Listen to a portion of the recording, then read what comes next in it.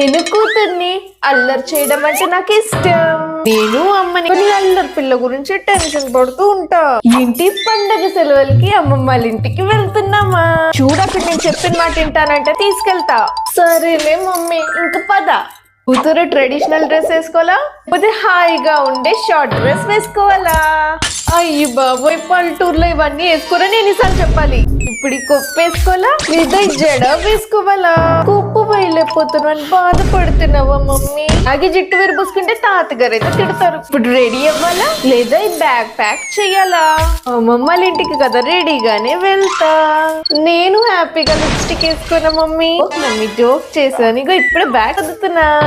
ఇల్లంతా సర్దేసావా? ఇంకా వెళ్దా. ఇప్పుడు మమ్మీతో ఉండాలా లేదా చెరువుకి వెళ్ళి ఆడుకుంటాదా? చెరువు దగ్గరికి వెళ్తే కాళ్ళు కొడతా. నేనైతే వెళ్తున్నా. దెబ్బ తగిలింది. ఇంజెక్షన్ కావాలా లేదా టాబ్లెట్ కావాలా? రెండు వేసుకోకూడదంటే పింక్ హార్ట్ పెట్టండి. రెండు వేసుకొని తగ్గించాలంటే రెడ్ హార్ట్ పెట్టండి.